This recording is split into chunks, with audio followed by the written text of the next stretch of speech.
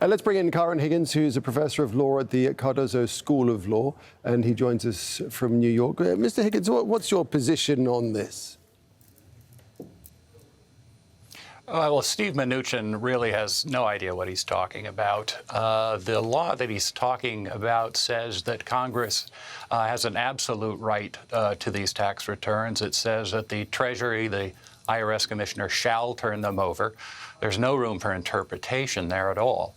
The other contention is that, as he said this morning, there is no legitimate legislative purpose for Congress to have these tax returns.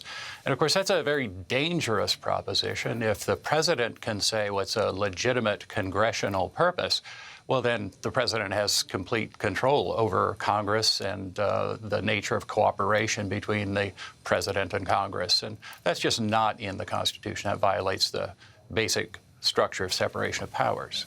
So why this stonewalling, do you think?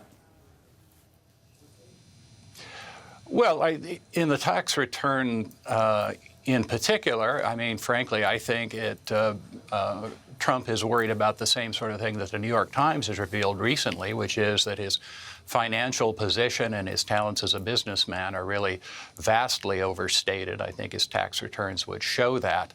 There's also a possibility that his overseas entanglements, particularly with Russia, could be reflected in these tax returns. He seems to have had some financial assistance from Russia, not the government, but the oligarchs who are closely tied to the government. And he would certainly be afraid of revealing that. Is there any precedent for this kind of refusal?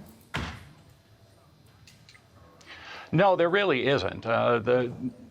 Richard Nixon tried to refuse to turn over the Oval Office tapes, and of course the Supreme Court unanimously said he had to turn them over.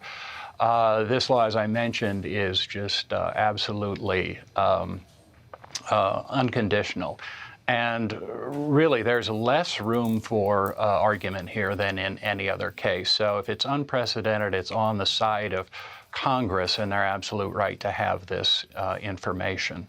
So where is this heading? To the courts? Well, when Mnuchin says it goes to the courts, that can mean several things. One is there could be a reference, the case could be referred, that is, to the Justice Department for them to initiate criminal contempt proceedings. Of course, that's not going to happen. The other route is that Congress can petition the federal courts to issue an order compelling these tax returns to be turned over. That's going to take a long, long time to get resolved, which is really the Trump administration's plan. They just want to slow walk and stonewall as long as they can, they hope, past the 2020 elections. There is a third way. Congress does have an inherent contempt power, which is punitive. That is, that they could, theoretically, they could arrest Steve Mnuchin, have him held in a local detention facility until he produced those.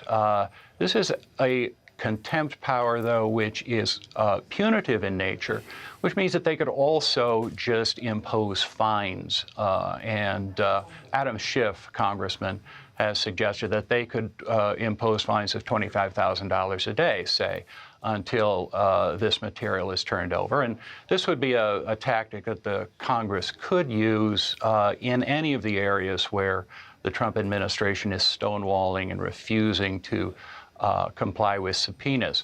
At the outside, it's possible, I think, that President Trump, in the face of a court order to turn over either his tax returns or the material having to do with the Mueller report, it's a possibility he would just refuse to comply with a court order.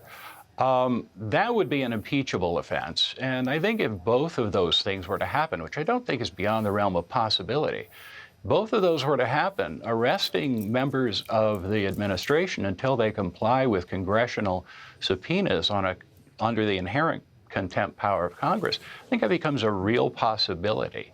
And given the extreme nature of the Trump administration on these issues, I wouldn't completely rule that out. Okay. All right, Kyron Huigens, it'll be interesting to see how this unfolds. Appreciate your perspective on this. Thanks a lot.